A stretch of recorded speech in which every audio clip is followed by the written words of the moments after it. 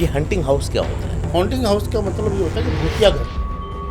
वहाँ पे दंपत्ति का मर्डर कर दिया गया था, जब से बंद है तो हॉन्टिंग हाउस। कोई भी तांत्रिक कोई भी क्रिया करता है तो वो हमारी खोपड़ी से करता है। हाँ, खोपड़ी को तोड़ना जरूरी होता है। कुछ घर या ज़मीन ऐसे होते हैं, उनका वास्तु ऐसा होता है कि वो नेगेटिव एनर्जी को अपने आप खींच लेते हैं। साउथ वेस्ट में बेडरूम होना चाहिए, साउथ ईस्ट में किचन होनी चाहिए, तो ये सब चीज़ें तो सभी को पता है। तो फिर वास्तु कंसल्टेंट की जरूरत क्या है? तो होता ये है कि पहले घर बना लेते हैं, उसके बाद वास्तु कंसल्टेंट को बुलाते हैं। एक ज़मीन थी जिसको एक बिल्डर ने लिया, वो ज़मीन थी शमशान घाट की, अभी तक वो डिलीवर नहीं हो पाई है। कहते हैं हमें जन्नत दिखता है।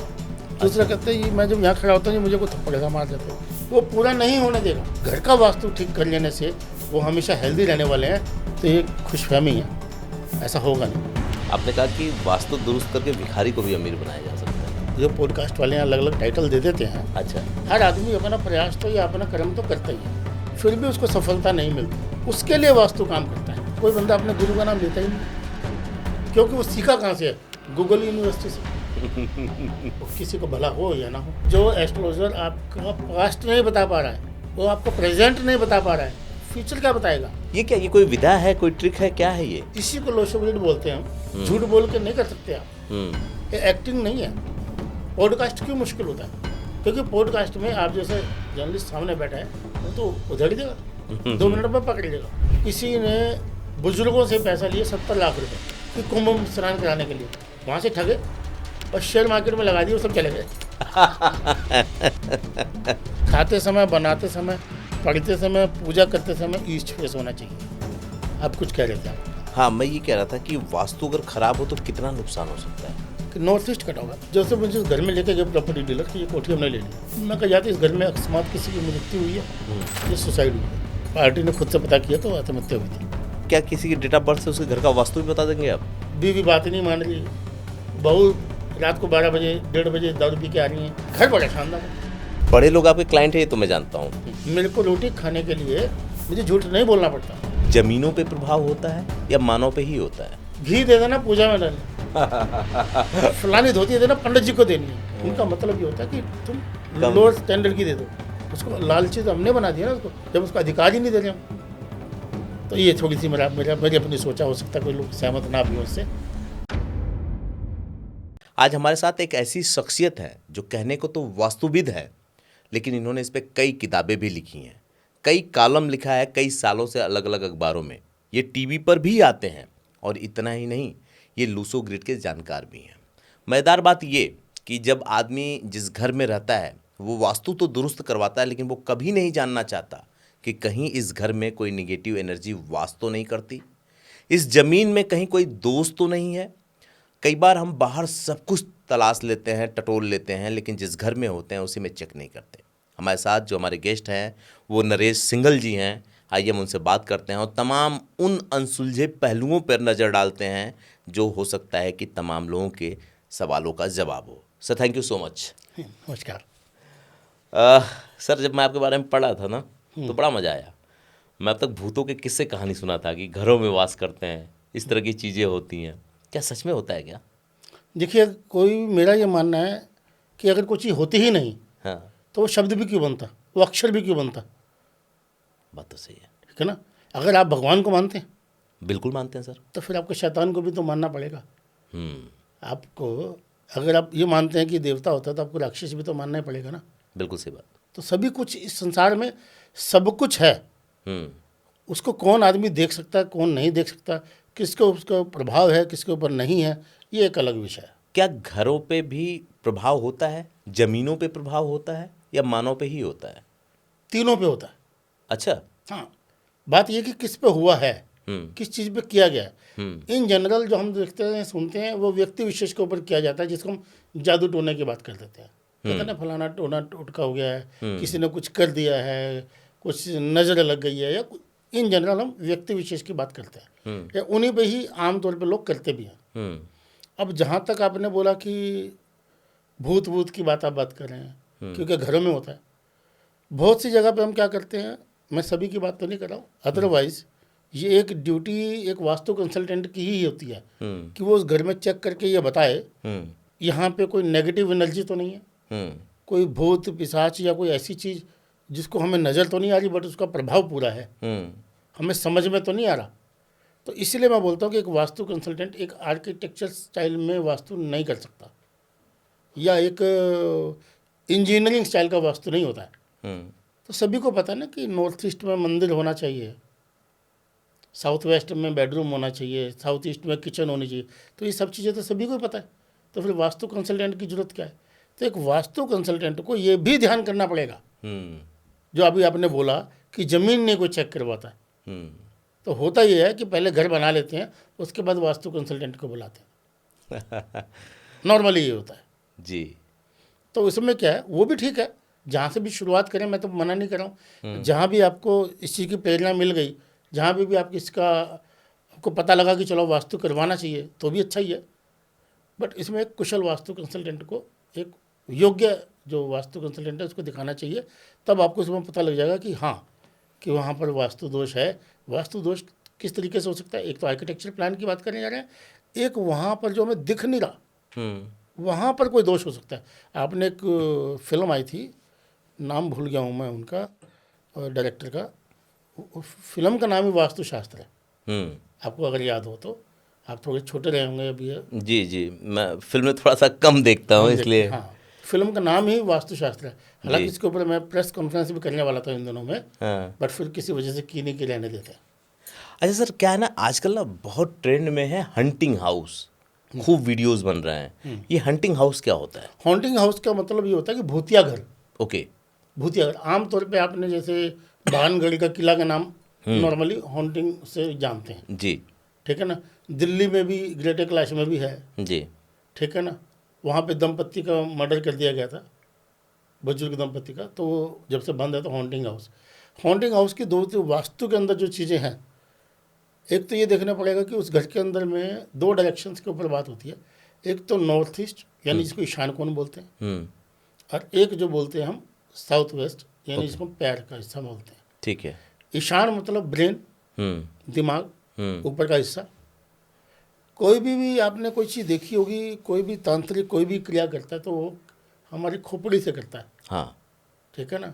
आप चाहे आप बनारस चले जाएं या कहीं भी चले जाएं तो वहाँ पे या किसी भी तांत्रिक को या वो हमने देखा है कि जब ओझा सोखा भी करते थे तो ऊपर से ही शुरू करते थे वो। ठीक है ना। और हम लोग जब किसी का शमशान घाट पे जाते हैं तो किसी को हम कपाल क्रिया होती है, जी जानता हूँ। खोपड़ी को तोड़ना जरूरी होता है, वो जरूरी होता है। ओके।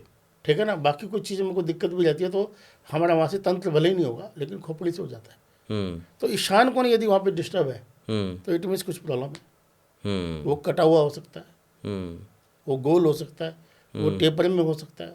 इसी तरीके से सेम चीज़ साउथ वेस्ट है, वो कटा हुआ हो सकता है, बढ़ा हुआ भी हो सकता है। ये दो दोष जब होते हैं तो हमें ये मानना पड़ता है कि वहाँ पे वो या नेगेटिव एनर्जी का प्रभाव बहुत जल्दी हो सकता है। वो घर भूतिया घर को बनने में बहुत ज़्यादा टाइम नहीं लगेगा। नॉर्मली हम कैसे पहचानते हैं कि जिस घर में किसी ने सुसाइड कर ली या कोई जीव ऐसे मर गया या उसको उसी घर में गाड़ के रख दिया, कोई बोलेगा कि छोटा को जीव को मर गया, बड़ा घर है तो उसे कोने में दफना दिया जाएगा। महानगरों में तो इतने बड़े घर होते नहीं हैं, बट नॉर्मली आप देखेंगे कि थोड़ा सा अगर हम गांव साइड में जाएं या सस्ती जगह पे जाएंगे तो हमें घर बड़े बड़े होते हैं और सराउंडिंग में जगह भी काफ़ी होती है। तो वो क्या करते हैं कि चलो यार वहीं गाड़ दो। तो वहाँ पर जो है ना वो भूतिया घर में बात करिए, जो हॉन्टिंग हाउस की बात है यूँ बन जाता है। वहाँ पे आपको अनकंफर्टेबल रहेगा, आपको रात को डर लगेगा, आप बिल्कुल दिलेर हैं, कहीं नहीं रहते, आप गोली तलवार सब चला लेंगे, बट वहाँ पे कोई दिख भी नहीं रहा फिर भी आपको डर लग रहा है। अच्छा, ऐसा भी होता है क्या कि कुछ घर या ज़मीन ऐसे होते हैं, उनका वास्तु ऐसा होता है कि वो नेगेटिव एनर्जी को अपने आप खींच लेते हैं? जैसे थोड़ा सा और डिफाइन कर दूं मैं। हम लोग यहाँ बैठ के वो कर रहे हैं, पॉडकास्ट कर रहे हैं। मान लीजिए कि जैसे मैं किसी के घर गया, बाहर बहुत एनर्जी मेरे अंदर है, और जैसे उनके घर में जाता हूँ मुझे लगता है कि यार बात क्या करूँ, मुझे समझ में नहीं आ रहा है, मेरा दिमाग ही घूम गया है, जबकि अभी मैं 5 मिनट पहले बहुत एक्साइटेड था। अभी मैं समझ गया आपकी बात। आपके कहने का मतलब कि घर में कोई दोष ऐसा होता है कि वो हमारी जो पॉजिटिव एनर्जी है उसको ड्रेन कर देता है। हाँ, ड्रेन कर देता है, उसको खींच लेता है। अब समझा मैं आपकी बात। हाँ, ऑफकोर्स ऐसा होता है। आपने देखा नहीं कि बहुत सारे लोग, वो पति जो अपनी पत्नी से बड़ा प्यार करता है, सब कुछ करता है, उसी के लिए कमाने जा रहा है, उसी के लिए सब कुछ कर रहा है, उन्हीं बच्चों के लिए कमाने जा रहा है। और घर में घुसते ही एक चांटा बच्चे को मारता है और 2 गाली पत्नी को दे देता है। हाँ। तो वो एकदम अजीब सा क्यों होता है, एकदम पागल सा क्यों हो जाता है वो। हाँ। उसी घर में मतलब 15 मिनट पहले तक तो बड़ा हैप्पी था, उसके बाद घर में घुसते से उसे क्या हो गया भाई, उसका बुद्धि विवेक कहाँ चला गया। तो इसके लिए जो है ना, यही मैं बताना चाह रहा हूँ कि वहाँ पर वो नेगेटिव एनर्जी जो होती है ना, सभी घर में, मैं ये नहीं कह सकता कि सभी घर भूतिया घर होते हैं, नहीं, भूतिया एक बहुत हॉन्टिंग जो आप बात शब्द करें कि बड़ा है, उसके लिए वो तभी हो सकता है जब कोई चीज़ बहुत दिन से हमने घर खोला नहीं, हम बाहर चले गए, विदेश चले गए, साल भर हम बैठे नहीं, तो वहाँ पे कुछ दिक्कत भी हो गई थी, या किसी ने मर्डर हो गया, या किसी ने कोई सुसाइड कर लिया, फिर कुछ केस चला, तो घर उतने दिन तक सील रहा या बंद रहा, या किसी भी वजह से, तो फिर वहाँ पर वो चीज़ें डेवलप हो जाती हैं। आप देखते हैं कि कोई चीज़ ऐसे यहाँ रख दें, मीठा रख दें, तो चींटियाँ अपने आप से आ जाएंगी, कोई हमने उनको वहाँ ला के रखी नहीं है चींटियाँ, या कोई भी चीज़, या दीमक या कोई चीज़। इसी तरीके से ये जो भूतिया चीज़ें भी है ना, ये भी वहाँ पे डेवलप हो जाती हैं, ये अपना घर बना लेती हैं, अपना अधिकार हो जाता है उनका। एक छोटा सा एग्जांपल, मान लीजिए आपने किसी को यहाँ पे कुछ जगह दे दी, किसी को झुग्गी झोंपड़ी वाले को बैठा दिया अपने बाहर में, आपने कहा चलो भाई कुछ अपना काम धंधा कर लिया, लेकिन आप 2 साल के बाद उसको हटाओ तो हटेगा? कभी नहीं हटेगा, वो तो कहेगा ये हमारा हो गया अब। हाँ, नहीं भी हमारा हुआ तो कहेगा मैं हटूंगा नहीं, मैं तो यहाँ 2 साल से बैठा हूँ, मैं तो 10 साल से बैठा हूँ, अब क्यों हटूँ मैं? भले उसके पास उसका कोई लीगल राइट नहीं है उसके पास। इसी तरीके से उसके ऊपर में भी कोई लीगल राइट नहीं होता, बट चूंकि वो उतने देर से वो डेवलप पनप चुका है, वो उतना वो मजबूत हो चुका है कि अब वो आपको आने नहीं दे रहा है। अच्छा, अगर हम लोग घर से, जैसे आपने ये कहा, उसी मुझको ये याद आया कि घर से कई बार हम 10 दिन के लिए यात्राओं पर जाते हैं, 12 दिन के लिए यात्राओं में जाते हैं, फ्लैट में हम रहते हैं, सारी लाइट्स बंद रहती हैं, तो क्या ये शुभ है वास्तु के हिसाब से, या इसका है? कभी भी आप किसी भी घर से जाएं, सभी पूरा घर 100% ऑफ नहीं रखना चाहिए। ओके। कोई ना कोई एक लाइट हमेशा जलती रहनी चाहिए, नंबर 1। नंबर 2, जब आप किसी शुभ यात्रा के लिए जा रहे हैं, तीर्थ स्थल पे जा रहे हैं, इवन अगर आप घूमने भी जा रहे हैं, बहुत लंबे टाइम की बात नहीं कर रहा हूँ मैं, ठीक है ना, ये जितनी भी चीज़ें हैं इनको कम से कम डेवलप होने में मिनिमम 49 डेज लगते हैं। 49 डेज लगते हैं मिनिमम है ये। ओके। अदरवाइज तो हम 7 महीने या और ज़्यादा भी टाइम लगता है। तो इतनी जल्दी घबराने की जरूरत नहीं है। इन जनरल आपको हमेशा लाइट ऑन रखनी चाहिए, घर आपका बंद हो तो भी। ओके। तो इसमें जो है फिर वो चीज़ें आप देखो ना कि आप अंधेरा करते हो तो आपको कॉकरोच वोकरोच निकल के आ जाएंगे, ठीक है ना। आप लाइट ऑन रखेंगे तो वो चीज़ नहीं आएंगी। अच्छा, एक हॉन्टिंग पे आखिरी सवाल मैं आपसे ले रहा हूँ, उसके बाद मैं वास्तु के पूरे उस पे जाऊँगा जिस तरह से वो फैला हुआ है। एक खबर मैं कर रहा था जब न्यूज़ चैनल में था, एक ज़मीन थी जिसको एक बिल्डर ने लिया, वो ज़मीन थी शमशान घाट की, अधिकारियों से मिलकर, अथॉरिटी से मिलकर के उसने लैंड यूज चेंज करवा के उसको ले लिया। अब उस पर जब बिल्डिंग बनाना शुरू हुआ और हम लोगों ने खबर की तो बिल्डिंग उस पर रुक गई, फिर वो बनती रही, रुक गई, अभी तक वो डिलीवर नहीं हो पाई है। अब जो ऐसी ज़मीन पे मकान बन रहा है और जो लोग जानते ही नहीं है वो उस फ्लैट को अगर ख़रीद लेते हैं तो उनके साथ क्या समस्याएं हो सकती हैं? क्या कोई समस्या आएगी या नहीं? बस ऐसे समस्या तो आपने पूरा बता ही दिया, मैं उसका और बताता हूँ। और इस बात मैंने तो ये बताया कि उस बिल्डर को क्या समस्या है कि बनी ही नहीं, लेकिन जो रहने लगे। दोनों बातें बता रहा हूँ मैं आपको। अभी मैंने एक इंडस्ट्री का नाम नहीं लूँगा, बड़ी कंपनी है, उस इंडस्ट्री में जब वहाँ पे गए, मैंने कहा जी आप वास्तु, कहते ये मैं ना बस आपका नाम सुना है, आप आ जाओ जी। मैंने कहा कुछ वजह भी तो होगी। कहते नहीं जी। मैं कहते आपका तो IPO बहुत, आपका तो बहुत टॉप पे जा रहा है आगे। कहते नहीं वो तो हमारा अलग है, यहाँ देखो ना। तो वहाँ जब जाने के बाद बात की, कहने लगे मैं ना जिन्नात, इस्लाम में बोलते जिन्नात, जानता हूँ, जिन्न जिसको हम बोल देते हैं, खुद बोल देते हैं। कहते ये मैं जिन्नात दिखता है जी। दूसरा कहते हैं मैं जब यहाँ खड़ा होता हूँ मुझे कोई थप्पड़ सा मार जाता है जी। भले उसको एहसास हो रहा है बट है, उसको तो कोई लेना देना नहीं, वो तो एम्प्लॉई है। हालांकि सीनियर लेवल के एम्प्लॉय थे बट एम्प्लॉई है। तो उन्होंने जब मुझे वहाँ पे बुलाया तो उसका हमने कुछ ट्रीटमेंट किया। ट्रीटमेंट भी आपको डिस्क्लोज नहीं कर सकते क्योंकि हर जगह का अलग अलग रहता है। बट मेरा कहने का मतलब ये है कि उपाय भी होते हैं, रेमेडीज़ भी होती हैं। भगवान ने बीमारी बनाने से पहले उसका इलाज बनाया है, इसलिए डरने की, घबराने की जरूरत नहीं है। अब जो आपका क्वेश्चन है कि बिल्डर ने वो ज़मीन खरीदी, उसको वो पूरा नहीं होने देगा, अभी भी नहीं हुआ, 10-12 साल पूरा नहीं होने देता है। इसीलिए जब हम बोलते हैं कि वास्तु शांति करवानी चाहिए, वास्तु शांति का मतलब ये होता है, 2 चीज़ें हैं, एक तो वास्तु पूजा, एक वास्तु शांति। तो इन जनरल जो बना हुआ घर होता है उसके अंदर हम बोलते हैं कि वास्तु शांति। यानी मैंने तो कुछ गलती करी थी, अब मैं अब क्या कर सकता हूँ, मैं सॉरी तो बोल सकता हूँ आपको, ठीक है ना। लेकिन सॉरी बोलने से भी आपको कुछ तो गुस्सा ठंडा होगा, बिल्कुल होगा, भले वो नुकसान की पूर्ति नहीं हो रही है, लेकिन मरहम तो लगेगा। बट आपको ये तो लगेगा कि यार ये रियलाइज कर रहा है, ये महसूस तो कर रहा है कि इससे गलती हुई है।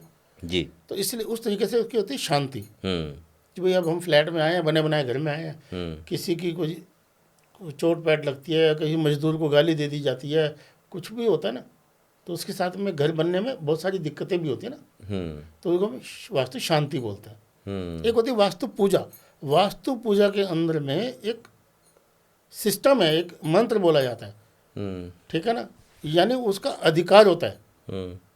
आपके नाम पे कोई प्लॉट की रजिस्ट्री कब होगी? जब मेरा अधिकार जब आप पेमेंट दे देंगे उसको, बिल्कुल, ठीक है ना। तो वो आपसे वो पूछता है रजिस्ट्रार कि आपको पेमेंट मिल गई, तो आपको फिर आपके नाम पे कर देता है, वो ओके करता है। तो इसी तरीके से वहाँ पे क्षेत्रपाल बोलते हैं इसको, क्षेत्रपाल में जो एरिया का मालिक है जी। तो इस पूरी धरती का जो मालिक है उससे परमिशन लेनी होती है कि आपका जगह थी, मैं अपने निवास के लिए ले रहा हूँ, तो आप यहाँ से प्रस्थान कीजिए। हम आह्वान भी करते हैं ना, ऐसे प्रस्थान भी करते हैं। हाँ, होता है, पूजा के पहले हाँ, बुलाते हैं, पूजा के बाद हम फिर उनका प्रस्थान करवाते थे ना। तो इसी तरीके से क्षेत्रपाल बोलते हैं उसको, तो उसका मंत्र पढ़ा जाता है। अगर हम वो नहीं करते कई बार, तो मेरा कहना सबसे आग्रह क्या है कि आप कोई भी घर लें, जमीन पहले चेक करवाएं कि वो नेगेटिव है या पॉजिटिव है। जो कुशल वास्तु विशेषज्ञ होगा, मुझे नहीं लगता कि 15 से 20 मिनट में आपको बताना थी। अच्छा, 15 बस इतना ही काम है सर जी, आपको बदबू आ रही है, खुशबू आ रही है, आपको पता लगता है ना। हाँ, ठीक है ना। ठीक, जो उसका जिसको उसका पता है। मैं नॉन वेज नहीं लेता हूँ, लेकिन कहीं भी नॉन वेज बन रहा हूँ, कहीं भी मछली बन रही हो, मैं एकदम से नाक बंद कर लेता हूँ। हाँ, आपको पहले पता लग जाता है, ठीक है ना। जबकि मैंने वहाँ जाके देखा नहीं है कि मछली बन रही है, मैंने मछली को बनते नहीं देखा है, पकते नहीं देखा है, कटते नहीं देखा, बट फिर भी वो स्मेल आ रही है। तो इसी तरीके से, लेकिन अगर इसी चीज़ को जैसे कि यहाँ पे समोसा बन रहा हो, तो एक फॉरेनर्स को तो नहीं ना मालूम कि समोसे की स्मेल क्या होती है, उसको नहीं मालूम, उसको ये लगेगा हाँ कुछ स्मेल तो आ रही है, किस चीज़ की है ये नहीं मालूम, ठीक है ना। बट अगर कंसल्टेंट है, यानी वो शेफ़ है, तो उसको 2 मिनट में पता है। हाँ, वो तो उसी का मास्टर है, तो उस चीज़ का मास्टर है वो। तो इसी तरीके से जो वास्तु कंसल्टेंट होता है वो उस चीज़ का मास्टर होता है, उसको पता लग जाता है कि यहाँ पे नेगेटिव वाइब्रेशंस आ रही है या पॉजिटिव आ रही है। अच्छा, व्यक्ति का भी वास्तु होता है क्या? व्यक्ति का वास्तु असल में एक पढ़ा था मैंने कहीं। हाँ, व्यक्ति का वास्तु जो शब्द है, हमारी जो आत्मा है वो कहाँ पे, वास्तु का मतलब वास करना। हमारी बॉडी जहाँ वास करती है वो घर हो गया जी, या ऑफिस हो गया या फैक्ट्री हो गया, जहाँ भी ह्यूमन बॉडी रहती है उसको वास्तु बोलते हैं। अब ह्यूमन बॉडी के अंदर में एक आत्मा है, वो कहाँ रहती है? वो हमारे अंदर, शरीर में। हाँ, इसी को ही महावास्तु बोला गया। ओके। पहला तो बॉडी का ही है। जो लोग अपने बॉडी का ठीक से वास्तु नहीं करते, यानी अपने शरीर का पूरा ठीक से ध्यान नहीं रखते, और वो सोचें कि सिर्फ वास्तु, घर का वास्तु ठीक कर लेने से वो हमेशा हेल्दी रहने वाले हैं, तो ये बस एक खुशफहमी है, ऐसा होगा नहीं। एक वीडियो में आपका देख रहा था, अब बॉडी में बात आई तो आपने कहा कि वास्तु दुरुस्त करके भिखारी को भी अमीर बनाया जा सकता है। ये मैंने आपकी ही वीडियो पे देखा था, थंबनेल था। तो क्या आप ऐसा कुछ मानते हैं क्या कि वो देखो, जो पॉडकास्ट वाले अलग अलग टाइटल दे देते हैं, अच्छा, वो एक किसी संदर्भ में कोई बात बोल दी जाती है, हाँ, तो उसका मतलब ये नहीं कि वो वास्तु से सिर्फ भिखारी को ऐसा बन जाएगा। उसकी अपनी एक सोच चाहिए, उसके अपने एक कर्म चाहिए, ठीक है ना। वो कर्म ही नहीं करेगा तो कैसे होगा। मैं वास्तु कंसल्टेंट हूँ, मैं आया हूँ ना आपके पास, हाँ, तो मैं पॉडकास्ट कर रहा हूँ, मैं अपना कर्म कर रहा हूँ ना, अपना मेहनत कर रहा हूँ ना। मैं किसी के पास जाऊँगा तो वास्तु करूँगा ना, बिल्कुल, ठीक है ना, तो ही तो मुझे वो पैसा देगा ना। तो अपना कर्म तो करना ही पड़ेगा। तो मैं ये मान के चलता हूँ, हम ये मान के चलते हैं कि यथा संभव यथा बुद्धि हर आदमी अपना प्रयास तो या अपना कर्म तो करता ही है, फिर भी उसको सफलता नहीं मिलती। उसके लिए वास्तु काम करता है। उसके लिए 3 चीज़ें हैं, मैं हमेशा बोलता हूँ। नंबर 1 पे है उसका कर्म, ये नंबर 1 है, मैं नहीं बोल रहा हूँ, भगवान श्री कृष्ण पूरी गीता में यही बोला है, ठीक है। नंबर 1 पे है कर्म। नंबर 2 पे है, नंबर 2 की हम बात करते हैं उसका भाग्य। नंबर 3 पे है वास्तु। मुझे बहुत लोग बोलते भी हैं, मीडिया में भी बोल देते हैं कि यार आप ऐसा क्यों बोलते हो, लेकिन मैं बिल्कुल खुल के बोलता हूँ। वास्तु जिंदगी में 20% है, 30% डेस्टिनी है, 50% कर्म है। मुझे आपको कैसे बोलना है, प्यार से बोलना है, इज्जत से बोलना है, नमस्ते करनी है, पैर छूना है, हाथ मिलाना है, शेक हैंड करना है, जो भी करना है, ये तो मेरे बुद्धि विवेक की बात है ना। बात तो सही तो है। सबसे पहले तो कर्म ही स्टार्ट होगा ना। तो भाग्य बदला नहीं जा सकता, मेंटेन किया जा सकता है। मैंने अपने ऑफिस में लिख के लगाया कि अच्छा। We repair your destiny. Hmm. हम रिपेयर कर सकते हैं, बना या बदल नहीं सकते। बदलते तो फिर मैं अपने ना बदल लेता। कितना ईमानदारी से आपने इस बात को बोला, ये मतलब सच में बहुत इसके लिए तारीफ करनी चाहिए आपकी कि आपने ईमानदारी से बोला इस बात को। लेकिन अगर भाग्य को रिपेयर भी कर लिया जाए, मैं कहता हूँ उसकी मेंटेन भी कर लिया जाए, उसकी रिपेयरिंग भी कर ली जाए, उसके क्रैक्स को भी ठीक कर लिया जाए, तो क्या कम है? बहुत बड़ी बात है। एक सवाल मेरे दिमाग में आ रहा है, मैंने रोका तो नहीं आपको बीच में? नहीं नहीं, एक सवाल ये आ रहा है, क्या पहले के ज़माने में लोग वास्तु नहीं करवाते थे? ये अचानक से वास्तु अब क्यों नहीं? शास्त्र तो है, वास्तु शास्त्र तो है, तो मतलब वास्तु होता रहा होगा, लेकिन ये अचानक से कैसे मार्केट में बड़ी तेज़ी से आया? चलो आपकी बात को और आगे लेके जाता हूँ कि एग्जैक्टली वास्तुशास्त्र नाम का कोई शास्त्र नहीं है। अच्छा। वेदों में, पुराणों में, शास्त्रों में वास्तु का विवरण है। हाँ टोटल मिला के हम उसको एक वास्तुशास्त्र बोल देते हैं जी। अब आपकी दूसरी बात का जवाब कि क्या पुराने ज़माने में वास्तु नहीं मानते थे? पुराने ज़माने में हमसे ज़्यादा वास्तु मानते थे। अच्छा। वो उनका कल्चर में ही था। कोई अलग से कोई लेने की जरूरत नहीं थी, उनको वास्तु कंसल्टेंट बुलाने की जरूरत नहीं थी। अलग से कोई वास्तु कंसल्टेंट लेने की जरूरत नहीं होती थी। जैसे वहाँ का जो, जिनको हम राजमिस्त्री बोलते हैं, ठेकेदार बोल देते हैं, जो गारामाटी काम करते, दीवारें बनाते हैं, मकान बनाते हैं, जो राजमिस्त्री जो घर बनाता है, बेसिकली मिस्त्री, मिस्त्री की बात। हाँ वो जो मिस्त्री है उसको ही पता होता था। हाँ। जैसे आपने उसको बुलाया कि जी अपना घर बनाना है, तो वो आपको पता छोड़ से क्या बोलेगा? नहीं जी अभी तो होलास्टक है, हाँ हाँ हाँ। अभी तो मलमास है, अभी मत कराओ जी। हाँ हाँ, करवास है, मलमास है, प्लास्टिक है। हाँ कुछ भी बोल देता था। हाँ हाँ हाँ और उसकी डिटेल जानने के लिए बोलता था जी फिर अपने पंडित जी से पूछ लो, हाँ वो डेप्थ में जाना है। वो कहता नहीं जी नहीं मुझे तो बनवाना अभी है। हाँ। तो वो कहता फिर मैं देखता, फिर वो बीच का रास्ता क्या, बीच का रास्ता कोई ऐसा कोई जबरदस्ती का रास्ता नहीं है। उसमें हर जगह में भी हमेशा शुभ में भी अशुभ होता है, अशुभ में भी शुभ होता है। तो उसमें जैसे कोई एक चीज़ थोड़े टाइम के लिए उसमें पॉजिटिव है। हम जैसे फ्लाइट लेते हैं ना, कहते भाई एक सीट तो है, एक फ्लाइट तो है, जा सकते हैं। तो इसी तरीके से उसके अंदर में चीज़ें निकालते थे। जैसे पुराने घर हमने तो किया है वास्तु, कड़ी क्षैतिज डलती थी, कड़ी लकड़ी की डलती थी। हाँ हमारे टाइम में भी था, वो कच्चा मकान भी होता था, बीम पड़ती थी लकड़ी की, उसके ऊपर छा देते थे उसको। ठीक है, हम लोग तो महानगर में पैदा हुए, दिल्ली में पैदा हुए, दिल्ली में बड़े हुए, दिल्ली में सब कुछ है, लेकिन फिर भी हमने गांव के घर तो देखे ही है ना। बिल्कुल। तो उसमें तो उसको ये पता होता था कि ये जो टोकरी डालनी है मैंने, ये तो क्षैतिज इसमें डालनी है, ये तो मैं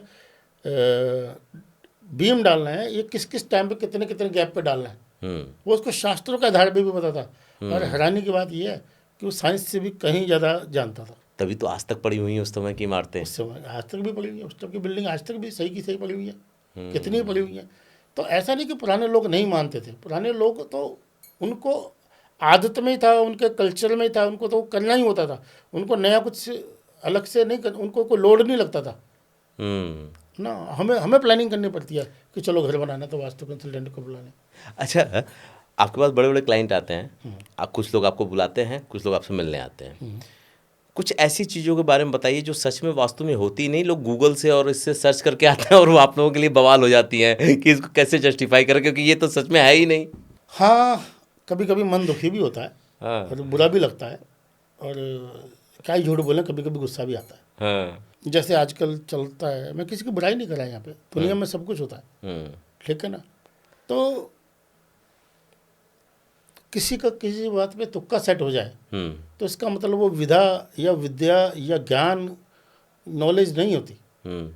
चलो भाई जी कि फलानी घड़ी पहनेंगे तो ये हो जाएगा, इसके अंदर में ये पक्षी बनाओ, गरुड़ बनाओ तो ये तो आप फोकस करेंगे, ठीक है ना। ये चीज़ें हैं, तो इतनी छोटी छोटी चीज़ों पे ना नहीं टिका हुआ। ये जहाँ की हम बात करते हैं, चाहे तो वो टैरो रीडिंग की बात कर लेते हैं, चाहे हम कॉफ़ी कप की बात करते हैं, कॉफ़ी कप की आजकल करते हैं ना प्रेडिक्शन, उसमें कर लेते हैं, या और जितनी भी चीज़ें इनकी, ये जितने भी लोग को ये यूरोपियन की बात करते हैं, आजकल चला ना कि फलाना वर्ड, स्विच वर्ड ये बोल लो तो रईस हो जाएंगे। अगर कोई शब्द बोल देने से, मैं नाम नहीं ले रहा हूँ, कोई शब्द बोल देने से कोई रईस होता हो तो फिर तो ऑफिशियली गवर्नमेंट ये ना कह दे कि जितने भी जय कॉलोनी के हैं, जितने भी झुग्गी झोपड़ी वाले सब यही बोले, बस वो एक धंधा क्यों करेंगे। तो उसको बोलते हो पैसा बरस जाएगा, पैसों की बारिश हो जाएगी, ऐसे ऐसे शब्द बोलते हैं। ठीक है ना, तो ठीक है, वो अपना वो क्या बोलते हैं आपकी भाषा में, टीआरपी, उसके लिए बोलते हैं तो अच्छी बात है। बट कहीं ना कहीं मेरे को ये लगता है कि किसी को भी गुमराह करके लिया गया पैसा, किसी को भी बेवकूफ़ बना करके लिया गया पैसा, खास तौर पे जो बंदा तुम पे ट्रस्ट करके आ रहा है, खास तौर पे जो बंदा तुम पे ट्रस्ट करके आ रहा है, विश्वास करके आ रहा है, कहीं ना कहीं तुम ना भगवान का भाई मान के आया होता है वो, उससे इतनी नीचता से या इतना घटिया स्तर से पैसा कमाना मेरे को तो नहीं ठीक लगता, बिल्कुल नहीं लगता। मेरे पास भगवान ने 2 पैसे रोटी दी है, और नहीं भी दी होती ना, मैं तब भी ये काम नहीं करता। अब सवाल तो यही आता है ना कि किसी को कैसे कोई जाने कि ये सही है और ये गलत है। इतने वीडियोज़ हैं, इतने एक्सपर्ट हैं, कोई भी बेचारा कैसे ये सही समझे कि ये सही है और ये गलत है। जैसा कि आप बता रहे थे, मार्केट में बहुत से लोग बैठे हुए हैं जो पैसे के लिए तमाम तरह की बातें करते हैं, लोग उसमें फंसते भी हैं। हाँ, अब एक बात ये आती है कि एक कुशल वास्तु विशेषज्ञ की पहचान कैसे हो, हमें पता कैसे लगे। मैं भी तो अपने आप को सही बोल रहा हूँ, दूसरे भी सभी सही बोल रहे हैं, तो पता कैसे लगे। तो हर चीज़ के अंदर ना एक बात होती है, कोई भी प्रोफेशन हो, जैसे डॉक्टर हो, इंजीनियर हो, वकील हो, कोई भी हो, एडवोकेट, कुछ भी हो ना, हम ये बात करते हैं कि यार ये वकील अच्छा है, ये डॉक्टर अच्छा है, एक तो होता है रेफरेंस, वहाँ जाके हम उसकी डिग्री चेक नहीं करते। दूसरा उसका ये पूछिए कि शास्त्र कितने हैं, वेद कितने हैं, पुराण कितने हैं, तो बात तो शास्त्रों की करे ना। उसने जैसे उन्हें 10-5 चीज़ें आपको बताई हैं कि भाई ये चीज़ यहाँ रख दो, ये चीज़ यहाँ रख दो, ये वाली घड़ी पहन लो, वो वाला रंग लगा लो, ये ऐसा कर दो, है ना। तो वो शास्त्र में कहाँ उसका विवरण है, सभी ना बताए। मैं ये तो नहीं कह रहा कि कख अगर आपको शायद याद होगा, मुझे याद नहीं है, तो इसका मतलब ये तो नहीं कि मुझे हिंदी नहीं आती, ठीक है ना, आती तो है। तो उससे एक तो ये पूछना चाहिए कि भाई कहाँ पर लिखा गया। दूसरा उससे ये पूछे कि तुम्हारा गुरु कौन है। तो 99% कोई बंदा अपने गुरु का नाम लेता ही नहीं है, क्योंकि वो सीखा कहाँ से है, गूगल यूनिवर्सिटी से। वो 2 दिन का कोर्स करता है, कोई वर्कशॉप अटेंड करता है, कोई जूम पे अटेंड करता है, और उसको लगता है, दिमाग चलता होता है, हम पैसे वाले युग में जी रहे हैं, ठीक है ना, तो हमें पैसे कमाने का किसी भी तरीके से शॉर्टकट लगाना होता है। तो ठीक है, उन्हें 4 वीडियो बनाएंगे, 10 वीडियो बनाएगा, अच्छा उसका खर्चा चल। जो आदमी 50,000 रुपये महीना भी नहीं कमा पा रहा था, आज वो 2 लाख रुपये महीना कमा रहा है, उसके लिए सफिशेंट है, वो किसी को भला हो या ना हो। हाँ, यही वजह देखिए क्या है कि आज के मार्केट में जो दिखता है ना वो बिकता है। कई बार लोग कहते हैं कि 1 लाख का प्रोडक्ट बनाओ, 10 लाख की मार्केटिंग करो, 1 करोड़ कमा के जाओ। तो आजकल लोग वैसा ही कर रहे हैं। मुझे वो 5 रियल समस्याएं बताइए आज के डेट में जो सच में घरों में होती हैं और जिसके निवारण के लिए आप चाहते हैं। उससे पहले मैं बताना चाहता हूँ कि नंबर 1 जो 2-3 चीज़ें मैंने बताई, उन्हें ध्यान रखने की बात है कि पहली बात उसके गुरु का नाम पूछिए, दूसरी बात उसको शास्त्र का पूछिए, तीसरा होता है रेफरेंस, वो तो हर काम में होता है। ये 3-4 चीज़ों से आपको पता लग जाएगा। प्लस अगर आप किसी एस्ट्रोलॉजर के पास जा रहे हैं, किसी न्यूमरोलॉजिस्ट के पास जा रहे हैं, किसी के पास जा रहे हैं, तो उसको कुछ बातें करके आपको समझ में आ जाएगा क्या वजन कितना है, कितना वजन कितना है, ठीक है ना। मैं हमेशा एक बात बोलता हूँ कि जो एस्ट्रोलॉजर आपका पास्ट नहीं बता पा रहा है, वो आपको प्रेजेंट नहीं बता पा रहा है, फ्यूचर क्या बताएगा। अगर सपोज बता भी दिया तो फिर भरोसा कैसे करोगे आप। हाँ, इतनी बड़ी ज़िंदगी की प्लानिंग कैसे करोगे आप। ये बात तो सही है, मैं सहमत तो इसलिए मैं हमेशा एक बात बोलता हूँ कि अपने को थोड़ा सा पूछ लेना चाहिए। जैसे आपने अपनी मुझे डेट ऑफ बर्थ दी थी, तो मैंने आपको, मैं कहता हूँ मैंने 10 में से 4 बातें तो सॉलिड बताई ना, सॉलिड बात बताया कि हाँ जी हम कितने बहन भाई हैं, हम कितने बच्चे हैं हमारे, मेरी शादी कब हुई, यानी मेजर इवेंट बताया जिसको वो झुठला ना सके। मैंने आपकी वाइफ का नाम बताया, तो आप कुछ झुठला थोड़ी सकते हो। आप ये थोड़ी ना कह सकते नहीं मेरी वाइफ तो XYZ है। नहीं, बिल बात तो सही है। देखिए क्या होता है ना, अपने फादर का नाम गलत थोड़ी बता देगा। तो मेरे तो रैंडमली पूरे के पूरे मेरे तो वीडियोज़ में हैं।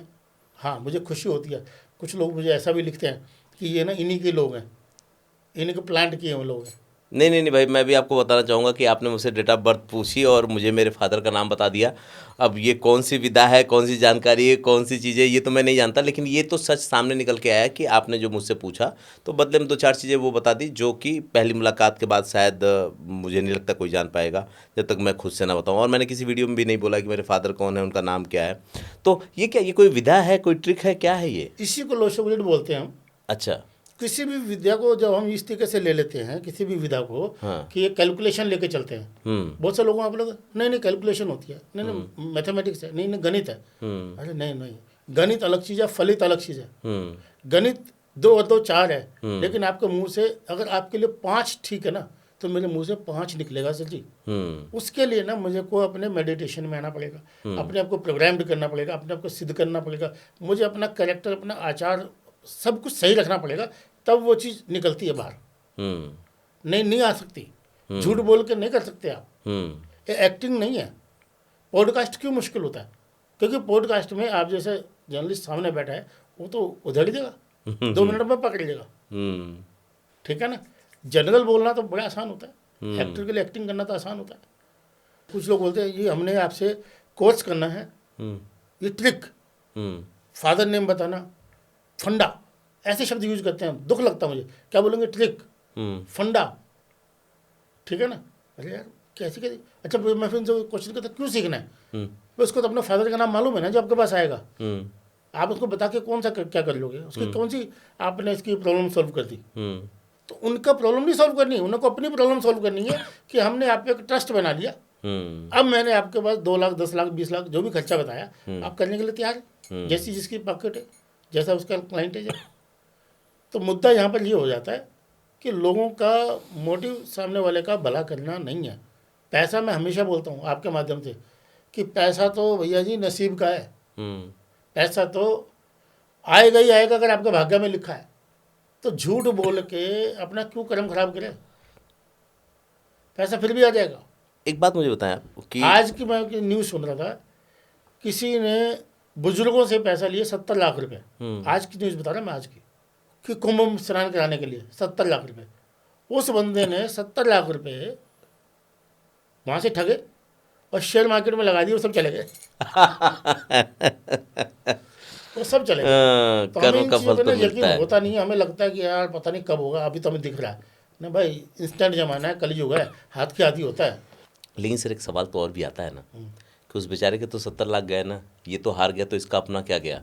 70 लाख तो उसके गए ना, इसको क्या दोष मिला, इसको क्या सजा मिली इस बात की? सर जी बहुत कुछ सजा मिलेगी। उसने भी चोरी करने में भी ना मेहनत तो लगती है ना, बेवकूफ़ बनाने के लिए भी तो आपको कुछ करना ही पड़ता है ना, वो थोड़ा ईजी होता है ना, इतना तो फर्क है।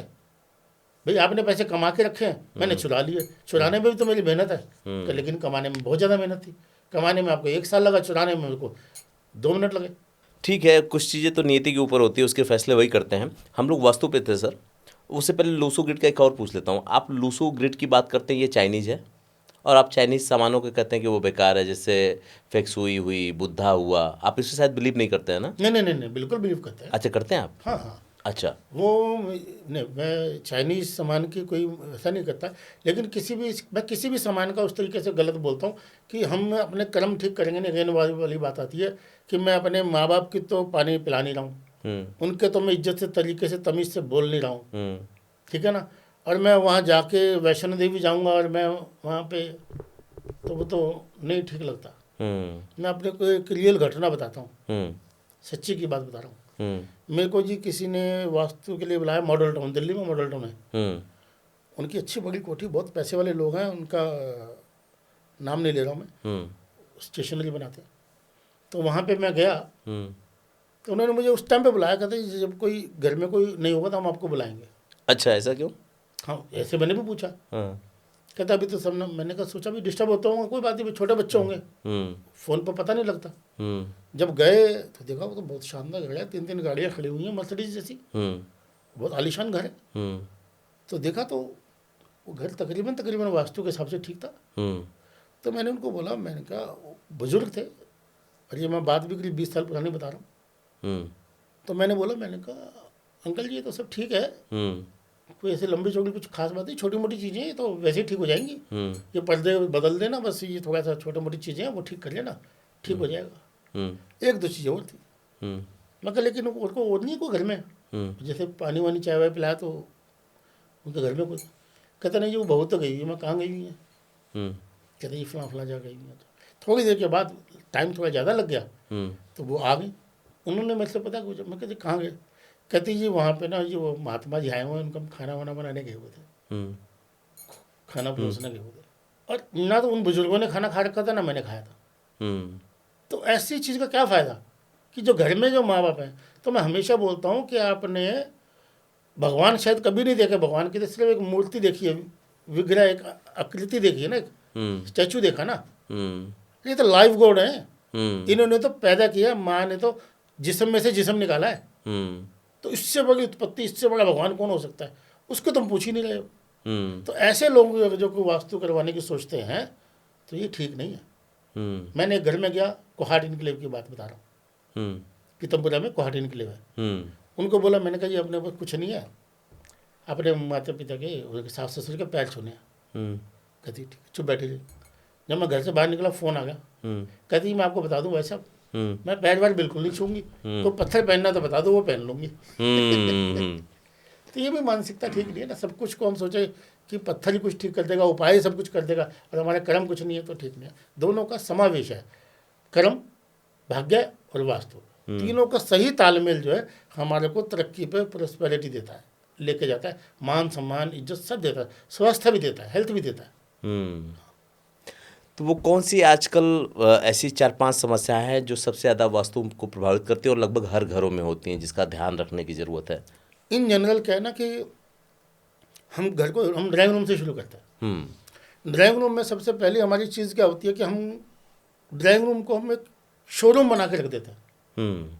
जैसे कि हमने सपोज ऐसी कोई तलवार लगा दी, कोई ऐसे उदास सी कोई पेंटिंग लगा दी जिसके आंख से कोई आंसू टपक रहा है, ठीक है ना। वो कला की दृष्टि से तो वो बहुत अच्छी हो सकती है, जिस कलाकार ने उसको बनाया है वो बहुत अच्छा हो सकता है, ठीक है ना। बट वहाँ पे दिखने में किसका क्या इम्पैक्ट जा रहा है, ठीक है ना। आपका अपने माता पिता बड़े प्रिय थे, आपके दादा दादी बड़े प्रिय थे, अब वो इस संसार में नहीं रहे, आपने उनकी फ़ोटो लगा रखी है।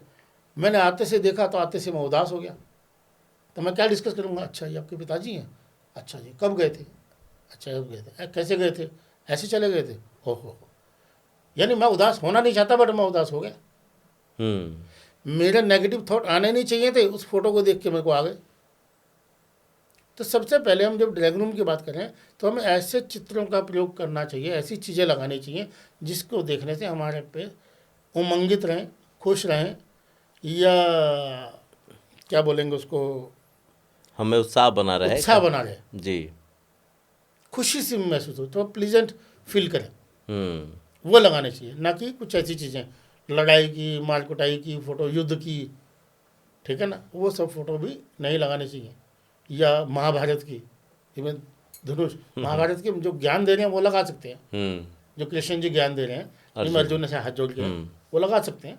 जिनमें धनुष चला रहे हैं वो नहीं लगाने चाहिए, नंबर 1। नंबर 2, उसके अंदर जो हम क्या करते हैं कि भाई ना, 2 चीज़ें होती हैं, वाटरफॉल, एक फाउंटेन। ये जितनी भी चीज़ें ना फेंगशुई में आती है, अभी आप पूछ रहे थे ना ये, हाँ। ये फेंगशुई का मतलब बेस, एक लेमैन की भाषा में फेंगशुई मीन्स, या लोशोगुड means interior, vastu means architecture plan, okay, यानी वॉल्स। बेसिक सा समझ गया एक आम आदमी को समझाने के लिए। तो उसमें अंदर हम ये बात कर सकते हैं कि इंटीरियर में हम क्या क्या चीज़ें यूज़ कर सकते हैं, जिससे भी जैसा घर मिल गया हमारे पास बस में नहीं है, जैसा हमारा फ्लैट मिल गया हमारे बस में नहीं है, लेकिन हम अपने उसके तरीके से हम ठीक कर सकते हैं। ठीक है, मेरे को भगवान ने जैसी भी काली बिली शक्ल दी, ठीक है, बट मैं थोड़ा सा शेव करके आ सकता हूँ, तरीके से आ सकता हूँ, अच्छा कपड़ा पहन के आ सकता हूँ, उससे भी मैं थोड़ा सा सभ्य लगूंगा, बिल्कुल सही, ठीक लगूंगा। तो इंटीरियर से भी हम काफ़ी ठीक करते हैं, यानी फेंगशुई की बात करते हैं।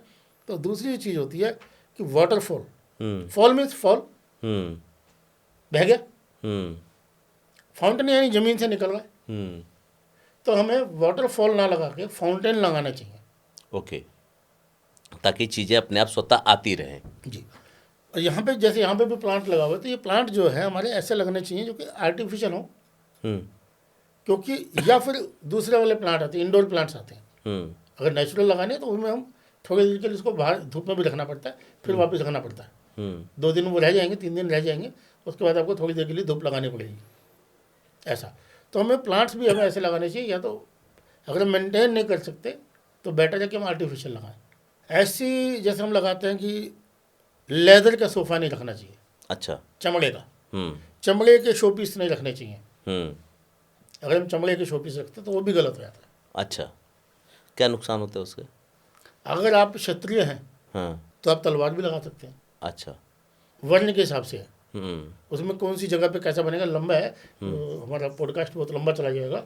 उसके अंदर हम सिखाते हैं हमने जो उसमें कि इसमें मान लीजिए किसी ने कसाई खाना खोलना है, किसी ने मास्क से रिलेटेड कुछ काम करना है, तो उसके लिए हमारे लिए जो है शूद्र भूमि अच्छी रहती है।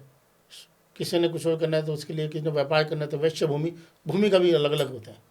अच्छा चलिए, हम लोग कुछ सही उस अब पे। मैं दूसरी बात की एक थोड़ी बात कर लेता हूँ। जी। ऐसे किचन के अंदर में हमारे को जो जो प्लेटफॉर्म है वो ब्लैक कलर का नहीं होना चाहिए। खाते समय, बनाते समय, पढ़ते समय, पूजा करते समय ईस्ट फेस होना चाहिए। ओके, खाते बड़ा बनाते सिंपल पढ़ते सा और रूल पूजा है। करते हुए। खाते, बनाते, पढ़ते, पूजा, हम्म, ये 4 काम हुए। ईस्ट फेस करना चाहिए। ठीक है, ये बेस्ट है, सभी के लिए बेस्ट है। ठीक है। मैं वो बता रहा हूँ जो कि थंब रूल है, हम्म, वो कर सकते हैं। हम्म, अब बात कर लेते हैं किचन से बेडरूम की बात कर लेते हैं। बेडरूम के अंदर में भी डार्क कलर यूज नहीं करना चाहिए। लाल रंग के पर्दे, लाल रंग की चादर, लाल रंग का ये, ठीक है ना। अगर को बहुत छोटे बच्चे हैं, ठीक है ना, जैसे आप हैं तो आपके छोटे छोटे बच्चे होंगे तो उनके लिए हम ब्राइट कलर, चटक रंग, वो कर सकते हैं, वो कर लेना चाहिए। और अगर पति पत्नी का है तो उसके अंदर कोई भी धार्मिक फोटो नहीं लगानी चाहिए। पति पत्नी बेडरूम में। हस्बैंड वाइफ, ठीक एज है। ग्रुप कुछ भी हो, ठीक है। एज ग्रुप कुछ भी हो, तो उसके अंदर वो नहीं लगाने चाहिए। तो मैं आपने जो क्वेश्चन किया था कि ऐसी कौन सी आमतौर पे गलतियां जो लोग करते हैं, आमतौर पे इसी टाइप की गलती कर लेते हैं। धार्मिक रूप से जुड़े होते हैं तो, लेकिन वो कहते हैं चलो हम तो उठेंगे सुबह अपने भगवान के दर्शन करेंगे उठते से ही, लेकिन ऐसा नहीं है ना। बेडरूम तो वही है ना आपका, आप पत्नी के साथ सहवास भी तो कर रहे हैं, तो वो चीज़ होनी चाहिए। तो इसी चीज़ें हम लोग क्या है, कुछ बाहर से भी आते हैं पढ़ के, और कुछ प्रभाव भी हमारे पास बाहर का भी ज़्यादा हो गया है। तो मैं हमेशा बोलता हूँ कि नग्न अवस्था में ना तो नहाना चाहिए, कंप्लीट नग्न होकर नहाना नहीं चाहिए। अच्छा। नग्न 100% नग्न अवस्था में सोना भी नहीं चाहिए। 100% नग्न अवस्था में खाना भी नहीं खाना चाहिए। मैंने एक घर में गया था, सदाजित उनका विजिट करने गया था पंजाबी बाग में, तो उनका छोटा बच्चा था 2-2.5-3 साल का, वो नंगा ही घूम रहा था, उन्हें नंगे को खाना दे दिया। बच्चा था ना वो तो, तो उसको थोड़ी ना पता है, तो नहीं देना चाहिए। कुछ भी आप कपड़ा पहना है। इसी तरीके से हम तीर्थ पे भी स्नान करने जाते हैं, तीर्थ पे अगर स्नान करने जाते हैं ना, तो वहाँ भी 100% नग्न होकर नहीं करना चाहिए। तीर्थ स्थल पे कभी भी साबुन से नहीं नहाना चाहिए। तीर्थ स्थल के ऊपर जब हम बात करते हैं कि भी स्नान की बात कर जा रहा हूँ मैं, ठीक है ना। तो ऐसे बहुत सारे उसके रूल्स हैं जो मैं अलग अलग वीडियोज़ में बोलता हूँ और पढ़ाता भी हूँ, सिखाता भी हूँ इन चीज़ों में। आप कुछ कह रहे थे आप? हाँ, मैं ये कह रहा था कि वास्तु अगर खराब हो तो कितना नुकसान हो सकता है, कितना बड़ा नुकसान हो सकता है? ये क्वेश्चन ऐसा है कि 2 चीज़ें हैं इसके अंदर।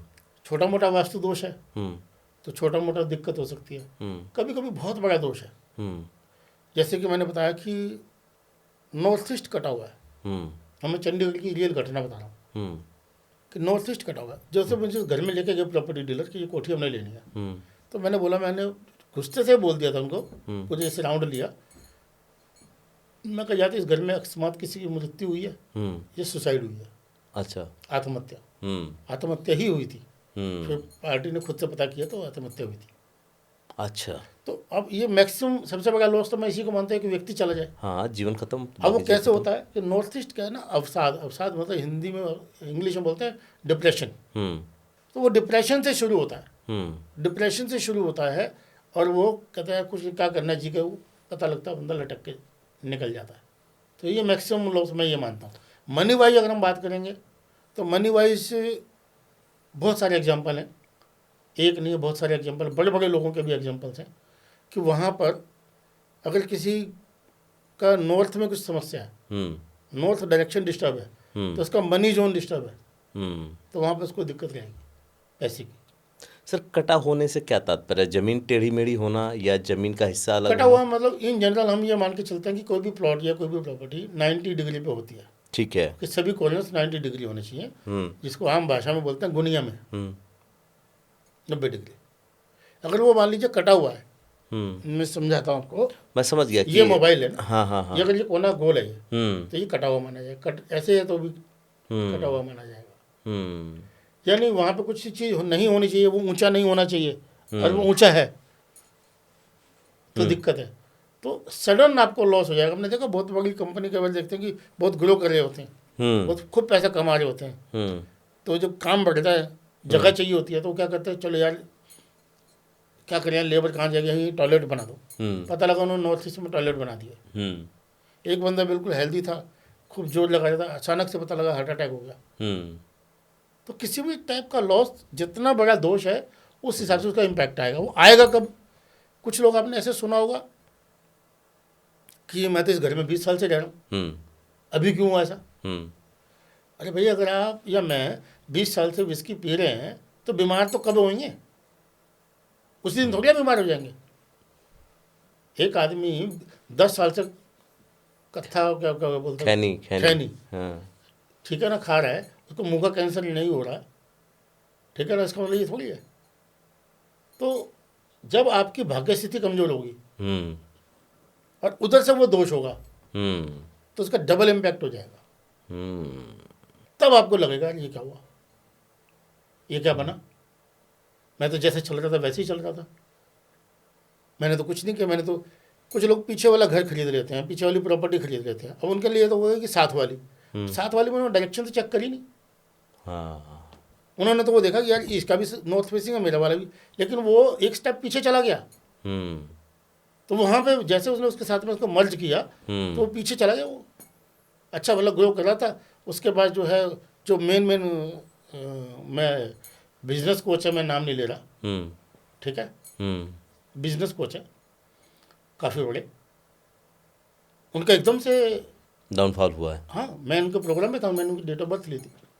मैं समझ गया। हाँ, उनमें से एक जो 2-3 लोग हैं उनके साथ आपने, उनका पॉडकास्ट भी मैंने देखा आपके पास, वो लोग ठीक है बहुत ना? राइज कर गए, वो दो जो अलग हुए वो राइज कर हाँ गए। वो कर गए, ठीक है ना, तो उनको, उनके सामने की बात है, हम्म तो मैंने उनको लिया था। तो अच्छा एक बात बताएं, आप जो बीच में बता रहे थे कि क्या किसी की डेट ऑफ बर्थ से उसके घर का वास्तु भी बता देंगे आप? काफ़ी हद तक पता लग जाता है, ये वायसा वर्षा है। अच्छा किसी का घर देख के किसी हद तक उस व्यक्ति का हालचाल बताया जा सकता है, घर देख के? घर देख के कि ये कैसे ज़िंदगी जी रहा होगा। ये तो समझ में आ रहा है कि घर में बैठेंगे तो आपको महसूस हो जाएगी वो एनर्जी, वो सारी चीज़ें देख मैं के क्या? उसके घर की डेकोरेशन की बात नहीं कर रहा, हाँ मैं बहुत सारे लोगों के घरों में ऐसे जाता हूँ जिनका घर घर ना होकर शोरूम होता है, हाँ ठीक है ना, बीवी बात नहीं मान रही, बहू रात को 12 बजे 1:30 बजे दारू पी के आ रही हैं, हम्म ठीक है ना, बेटा फॉरेन में है, एक्स्ट्रा मैरिटल अफेयर में है, तो घर बड़ा शानदार है। हम्म तो मैं उसकी बात ही नहीं कर रहा मैं यहाँ पे, हम्म मैं ये बता रहा हूँ कि उसका घर देख के, यानी उसका वास्तु देख के, हम्म घर की दीवारों की बात, डेकोरेशन की बात नहीं कर रहा, इंटीरियर की बात नहीं कर रहा, उसका घर देख के बताया जा सकता है कि यहाँ पे रहने वाले व्यक्ति का क्या कैरेक्टर हो सकता है, किस type character, in the sense हाँ हर मतलब टाइप का कैरेक्टर की बात स्थिति कर रहा हूँ, हाँ उसकी बेसिक स्थिति क्या होगी, या उसकी डेट ऑफ बर्थ देख के ये बताया जा सकता है कि इसके पास कौन सा घर होगा, कौन सी दिशा इसके लिए सूटेबल है, और कौन सी दिशा में इस टाइम रह रहा है, कब चेंज आएगा।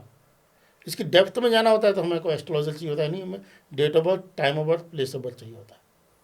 बट जो मैं लोशोगीड बनाता हूँ उसका पर्पज़ ही यही है, इसीलिए मैं बोलता हूँ कि हम कस्टमाइज्ड वास्तु बोलते हैं। कस्टमाइज्ड वास्तु होता है, व्यक्तिगत वास्तु होता है। सर जी, आपको या मेरे को जॉन्डिस है तो मुझे हल्दी नहीं खानी ना, बिल्कुल बिल्कुल सही बात है। अदरवाइज हल्दी की तो अपनी प्रॉपर्टी, हल्दी तो अपना फायदा करता है। मेरे को पथरी बनती है, स्टोन रहता है, तो मेरे को टमाटर नहीं खाना ना, बाकी तो खा ही सकते हैं। बाकी तो खा ही सकते हैं। इसका पता कैसे लगेगा? इसके लिए उसकी डेट ऑफ बर्थ होनी जरूरी है। तो लूसो का और ग्रिड का और वास्तु का कनेक्शन है एक साथ?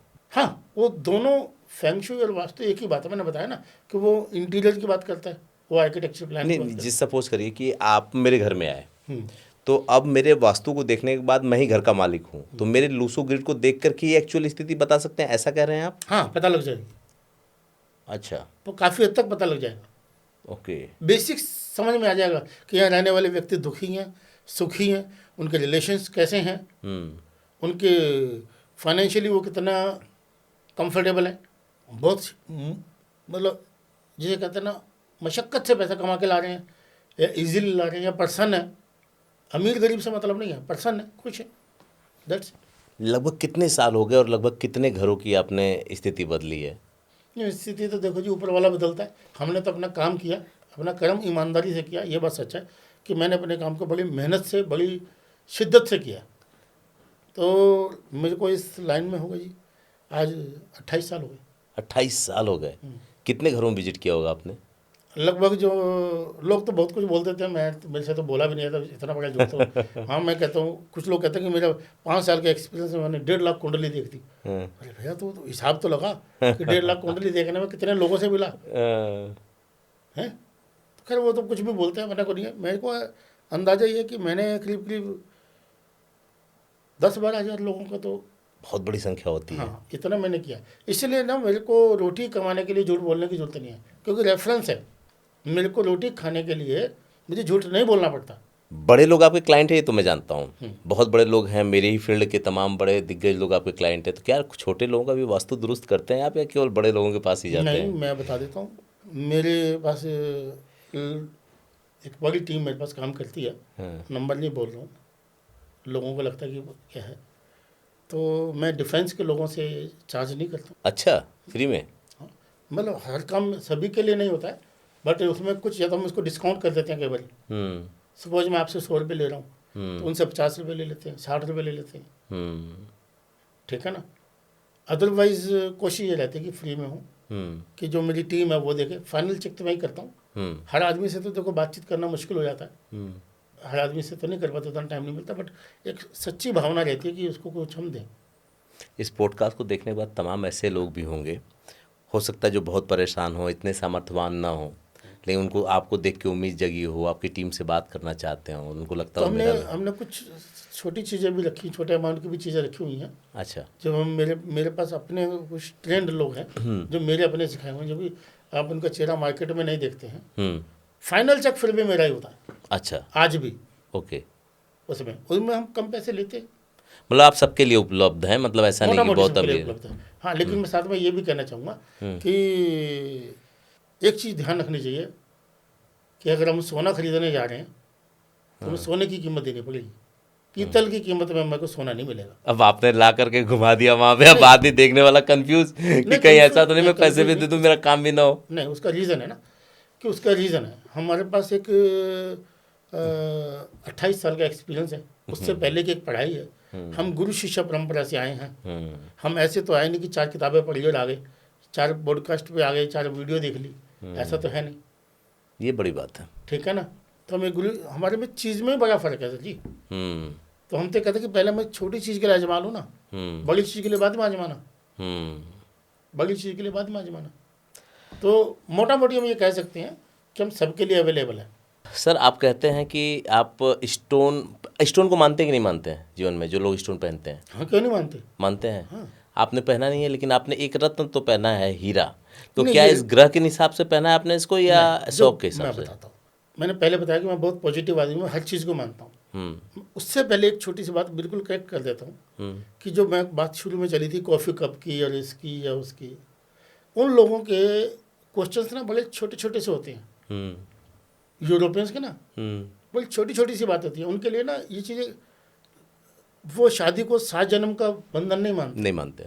ठीक है ना, एक जन्म भी नहीं निभा पाते वो तो। हाँ, तो वो तो उनके ना क्वेश्चंस कैसे होते हैं कि मेरे को कपड़ा कौन सा सूट करेगा, हाँ, मैं कौन सी चेयर पे बैठूं, हाँ, मैं कौन सा क्या करूं। हाँ, उन छोटी छोटी चीज़ों के जवाब दिए जा सकते हैं उनसे। मैं मना नहीं कर रहा, मैं डिनाई नहीं कर रहा कि वो बेकार है, बकवास है, हाँ, नहीं। इसी तरीके से न्यूमरोलॉजी में भी जो क्वेश्चन हम लिमिटेड हम क्वेश्चन कर सकते हैं वो तो उसमें ठीक है।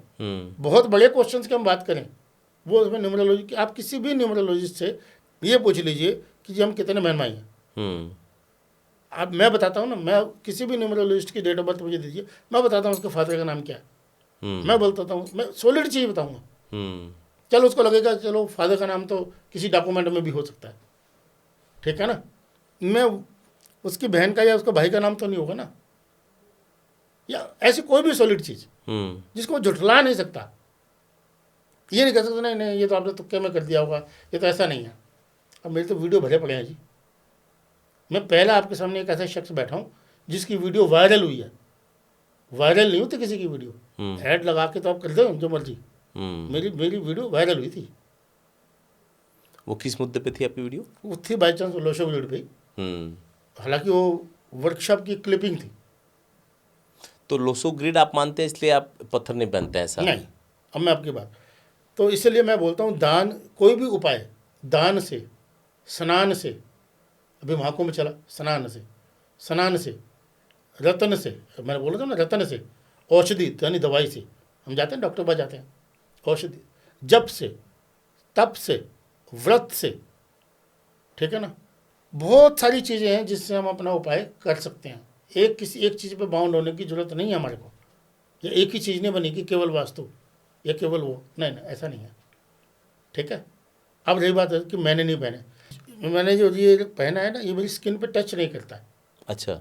आपको जब भी आपको राशि रत्न पहनेंगे, वो आपकी स्किन पे टच करेगा, आपके ब्लड सर्कुलेशन से चलेगा वो, ठीक है ना, वो आपके ब्लड सर्कुलेशन से चलेगा। जैसे मेरी घड़ी है, ये मेरे ब्लड सर्कुलेशन से चलती है, इसमें कोई सेल या कुछ है नहीं इसमें, ठीक है ना, तो ये मेरे ब्लड सर्कुलेशन से चलती है।